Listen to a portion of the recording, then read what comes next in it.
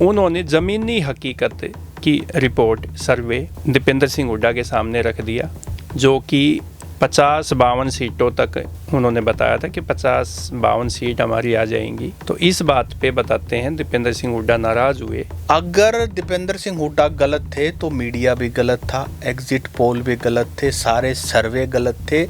आप ये माने बीजेपी के मंत्री, नेता, विधायक कोई भी तो कॉन्फिडेंट नहीं था कि बीजेपी तीसरी बार सत्सिंह जी तीसरी बार देखो रिटर्न करेगी। एक उनकी आपने देखी होगी रील वीडियो बहुत ज़्यादा वायरल थी, जब वो हेलीकॉप्टर में जाने के लिए दौड़ लगाते हुए भाग के वहाँ तक पहुँचे थे और पीछे पीछे कार्यकर्ता घूम रहे थे और फिर वो बाद में सिक्योरिटी आया और उन्होंने मुश्किल से उनको रोका। नमस्कार। जब से राज्यसभा चुनाव का हरियाणा में परिणाम आया है, एक नेता बहुत जोश में है और वो नेता है कांग्रेस के रोहतक लोकसभा के सांसद दीपेंद्र सिंह हुड्डा। ये वाला जोश अक्टूबर 2024 के विधानसभा चुनाव में उन पे दिखाई देता था, जहां वो सिस्टम हिलाने की बात करते थे। उसके बाद चुनाव का परिणाम आया और परिणाम अनुरूप नहीं रहा, बड़े डाउन से हो गए थे। लेकिन ये जो जीत हुई है राज्यसभा चुनाव में, दोबारा से उनके अंदर वही स्फूर्ति वर्दी है। एक साल से दीपेंद्र सिंह हुड्डा ना तो मीडिया में खुलकर बात कर रहे थे, ना ही और कहीं पे उनका कॉन्फिडेंस जो है दिखाई दे रहा था। लेकिन जैसे ही राज्यसभा का चुनाव होता है और करमबीर बौद्ध राज्यसभा में निर्वाचित होते हैं, उसी दिन से दीपेंद्र सिंह हुड्डा के चेहरे पर कुछ अलग ही रौनक दिखाई दे रही है। ये रौनक 2024 के विधानसभा चुनाव के बाद एक साल तक गायब हो गई थी। अब वो, अगर आप उनको देखें, कभी वो अपने साथी सांसद के साथ गले मिलते की फोटो वायरल होती है उनकी, कभी मुसड़ घुमाते हुए पहलवानों की तरह उनकी फ़ोटो और वीडियो वायरल होती है। तो ये सब दर्शाता है राजनीति में सिग्नल्स होते हैं। तो ये सिग्नल है कि दोबारा से दीपेंद्र सिंह हुड्डा में वही जान, वही स्फूर्ति और वही जो है ना, एक तरह से जो राज्यसभा चुनाव का परिणाम आया है, इसको मास्टर स्ट्रोक भी मान रहे। अब देखना ये होगा क्या दीपेंद्र सिंह हुड्डा का ये जोश 2029 के चुनाव तक बरकरार रहेगा या नहीं रख पाएंगे। देखिए यूपी जी, दीपेंद्र सिंह हुड्डा अपन ने तो देखा था कि हेलीकॉप्टर में, मतलब हेलीकॉप्टर का कति रेल बना रखी थी, कदे इस कोण ते उस कोण, उस कोण ते उस कोण, और नू करते करते, मतलब नू करते करते उड्या करते और नू करते करते सोया करते, नू करते करते उठा करते। इतनी ज़्यादा डिमांड थी और सरकार तक कति नुगवाई बन गई है। सत्सिंह जी, दीपेंद्र सिंह हुड्डा ने 2024 विधानसभा चुनाव में 80 से ज़्यादा चुनावी जनसभाएं की थी, 80 से ज़्यादा। जो हुड्डा विरोधी कांग्रेस के गुट हैं और उनके जो प्रत्याशी थे, उन प्रत्याशियों की डिमांड भी दीपेंद्र सिंह हुड्डा की चुनावी जनसभा में रहती थी। कई ऐसे विधायक हैं जो दीपेंद्र सिंह हुड्डा को अपने चुनावी अभियान में बुलाने में उन्होंने कोई गुरेज नहीं किया। दीपेंद्र सिंह हुड्डा उन विधायकों के जनसभा में भी पहुंचे जो कुमारी सैलजा ने जिनकी टिकट दिलवा रखी थी, रणदीप सिंह सुरजेवाला ने उनको टिकट दिलवा रखी थी, और जो हुड्डा के जो प्रभाव से जो जिनको टिकट मिली थी, वे प्रत्याशी तो 2 से 3 बार दीपेंद्र सिंह हुड्डा को अपने विधानसभा क्षेत्र में बुला चुके थे, चुनावी जनसभा करवा चुके थे, रोड शो करवा चुके थे। इसलिए जो आपने बात की ना कि हेलीकॉप्टर का जो पहिया है, पंखा की रेल बना रखी थी और जो उन्होंने, एक उनकी आपने देखी होगी रील वीडियो बहुत ज़्यादा वायरल थी, जब वो हेलीकॉप्टर में जाने के लिए दौड़ लगाते हुए भाग के वहाँ तक पहुँचे थे और पीछे पीछे कार्यकर्ता घूम रहे थे और फिर वो बाद में सिक्योरिटी आया और उन्होंने मुश्किल से उनको रोका। तो वो जो सिस्टम घुमा रखा था वो ओवर कॉन्फिडेंस जो था 2024 का, कहीं ना कहीं कांग्रेस की सरकार जो नहीं बनी उसमें वो ओवर कॉन्फिडेंस भी एक कारण हो सकता है। देखिए ऑब्वियसली देखो, अब जब चुनाव का परिणाम सामने है तो कई सारी कमियां सामने अब नज़र आ रही हैं, लेकिन उस समय उनके लिए ये देख पाना बड़ा मुश्किल था, क्योंकि ऐसे लोगों से वो घिरे हुए थे जो भाई साहब 67, भाई साहब 70, भाई साहब कदे ईसाना हो जा, देवीलाल वाला रिकॉर्ड टूट जा, मतलब ऐसी ऐसी बातें करते थे, लेकिन ग्राउंड पे भी वही चीज़ रेवरबरेट भी करती थी। अगर दीपेंद्र सिंह हुड्डा गलत थे तो मीडिया भी गलत था, एग्जिट पोल भी गलत थे, सारे सर्वे गलत थे। आप ये माने बीजेपी के मंत्री, नेता, विधायक कोई भी तो कॉन्फिडेंट नहीं था कि बीजेपी तीसरी बार रिटर्न, सतसिंह जी तीसरी बार देखो, रिटर्न करेगी। मैं आपको एक बात बताऊं, जब चुनावी समर में कूदे हुए थे सभी लोग, बीजेपी, कांग्रेस, इनेलो, जजपा, आम आदमी पार्टी, सब ताकत झोंक रखी थी।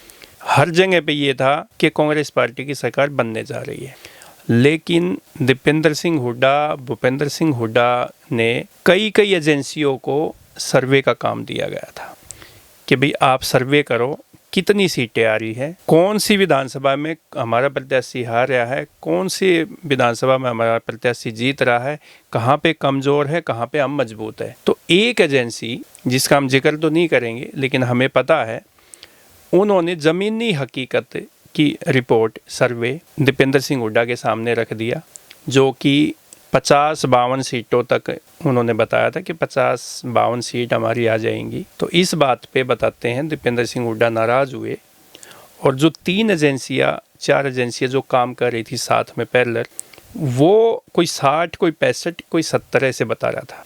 फिर जब ये देखा कि दीपेंद्र सिंह हुड्डा सर्वे की रिपोर्ट से नाराज है कम सीटों की वजह से, तो फिर उन एजेंसियों में होड़ लग गई। कोई बता रहा 65, तो दूसरी एजेंसी आ गया था कि 65 नहीं 70-75 तक पहुंच जाएगी, एक बोला कि 80 ना कभी पार कर जाए। तो मैं वही कह रहा हूँ कि उस समय तो देखो अलग माहौल था, और उस समय इतना देख पाना कि 8 अक्टूबर को क्या चुनाव परिणाम आएगा, और जैसा आजकल सोशल मीडिया पे वायरल होता है कि वो जो बाजे बूजे कर रखे थे वो वापिस जाते हुए जो है ना रोहतक में, वो बड़ा उनका मीम, वो तो अभी एनिवर्सरी भी मनाई थी, अभी 1 साल हो गया था वो। हाँ, तो मीम वगैरह भी जो उस समय बने थे।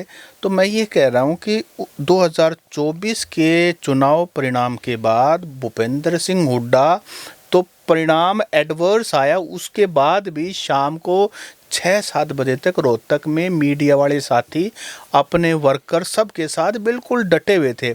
लेकिन दीपेंद्र सिंह हुड्डा, जहाँ तक मेरी नॉलेज है, दोपहर के बाद जब ये एडवर्स, तो एकदम से शायद लोगों के बीच में उनका कोई फोटो नहीं, और काफ़ी पता नहीं कहाँ व्यस्त हो गए होंगे, गायब हो गए थे बिल्कुल। एक तरीके से कह सकते हैं। तो एक तरह से, क्योंकि आप जब इतना लंबा चौड़ा एक्सपेक्टेशन हो, आपने डेट डिसाइड कर ली हो कि मैं 8 अक्टूबर को चुनाव का परिणाम आ गया है, उस कितने दिनों बाद मुख्यमंत्री की शपथ होगी, और कौन कौन मंत्री बनेगा, और किसको कौन सा पोर्टफोलियो दिया जाएगा, रेस्ट हाउस के कमरों में कब्जा हो गया वर्करों का, मतलब जब इतना आपने सब कुछ सोच लिया हो, और उसके बाद आपके परिणाम उससे उलट आ जाए, कहाँ 70-72 सीट पे और 67 सीट पे थे, और कहाँ आप जो है ना 37 पे अटक जाए, पे जाके अटक जाओ, तो एक बहुत बड़ा झटका था।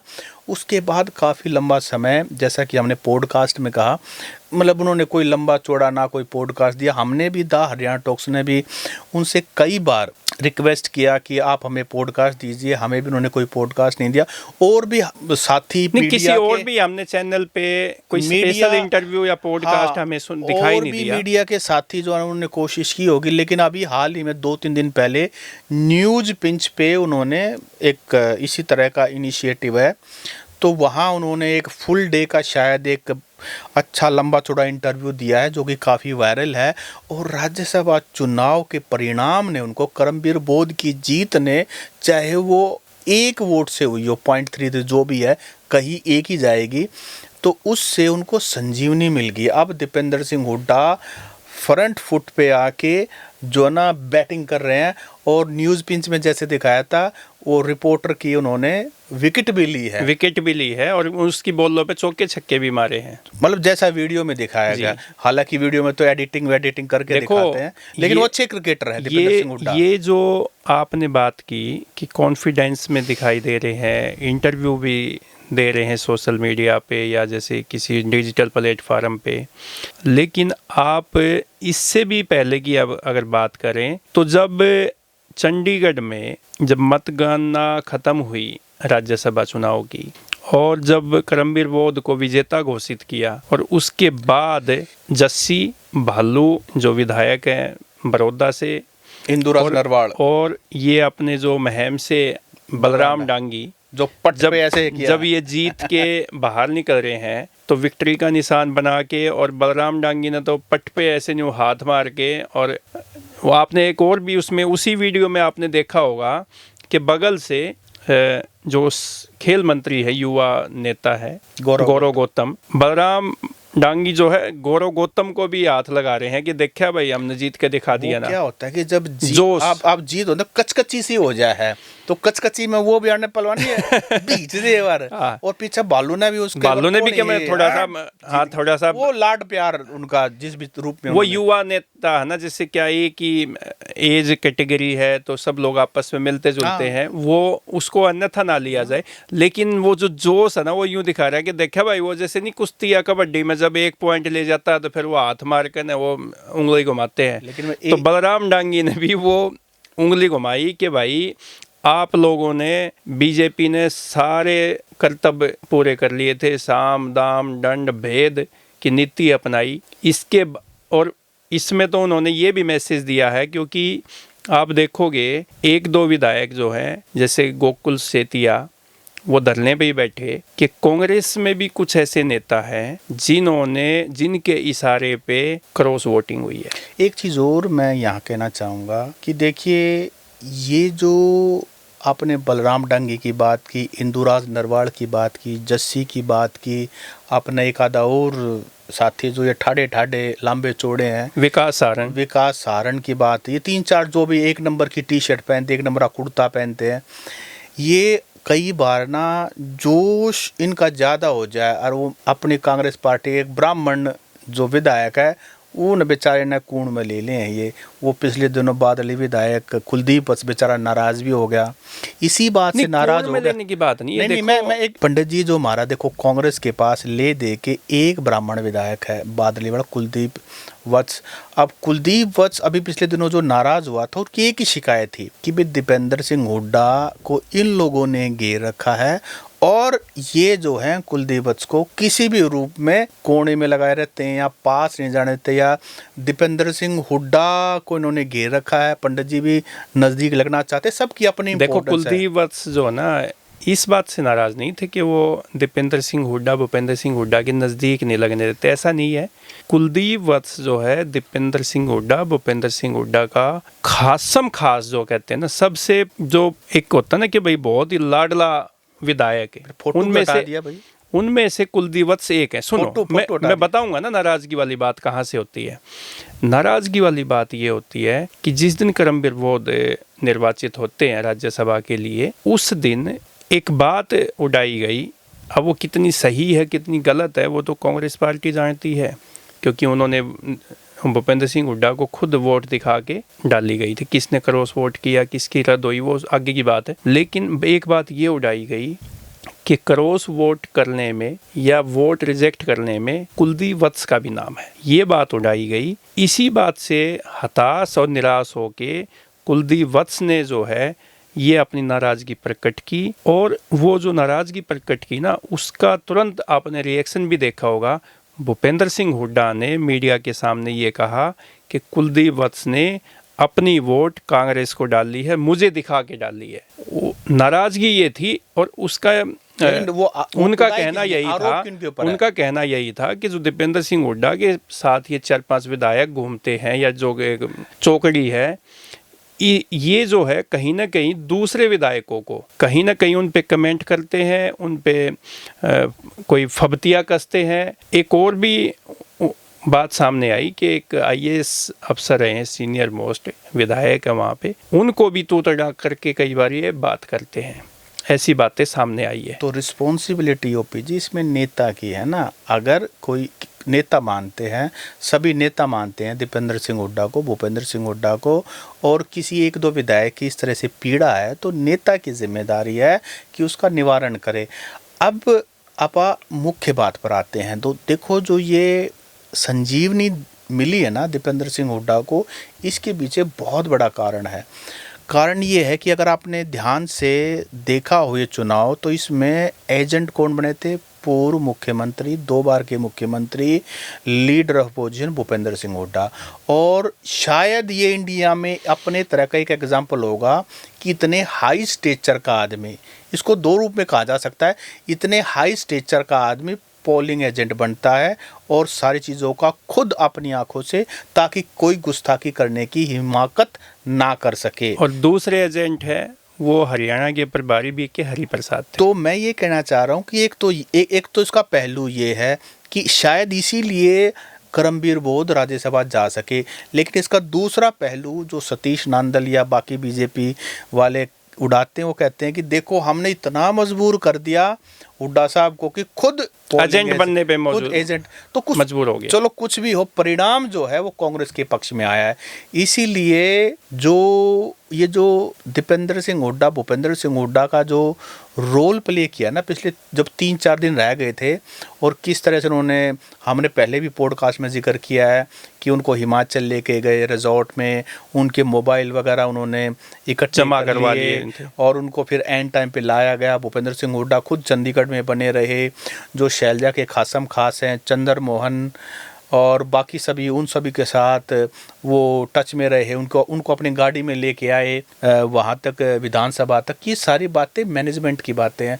और बीजेपी ने जिस तरह से 5 विधायकों को तो क्रॉस वोट करवाया और 4 क्या कैंसिल हुआ, उसमें भी अलग अलग आरोप हैं, उसके बावजूद भी ये जीत हासिल हुई है ना, इसी ने कॉन्फिडेंस दिया है कि बीजेपी से ये सीट छीन कर जो है दीपेंद्र सिंह हुड्डा और भूपेंद्र सिंह हुड्डा का बड़ा रोल है इसके अंदर। देखो, इससे एक तो क्या है ना, गांधी फैमिली में जो कि राहुल गांधी की नज़रों में भूपेंद्र सिंह हुड्डा की और दीपेंद्र सिंह हुड्डा की छवि जो है वो कुछ और बेहतर हुई है पहले से, क्योंकि ये जो कैंडिडेट था ये राहुल गांधी की पसंद था और राहुल गांधी ने ही राज्यसभा के लिए प्रत्याशी बनाया था। अगर ये प्रत्याशी भी चुनाव हार जाता तो ये मानिए कि भूपेंद्र सिंह हुड्डा के लिए और दीपेंद्र सिंह हुड्डा के लिए कांग्रेस हाईकमान में बहुत मुश्किलें आने वाली थी। और जो ये नेता प्रतिपक्ष का जो पद है, कुर्सी है, अगर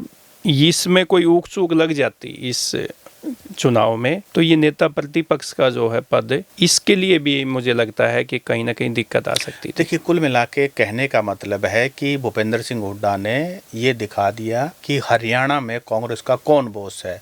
बीजेपी भी कहती है पूरी कांग्रेस हुड्डा के अलावा कौन है। इनेलो भी कहती है, जो हुड्डा विरोधी है वो भी कहते हैं पूरी कांग्रेस को उन्होंने हुड्डा में ही कर रखा है।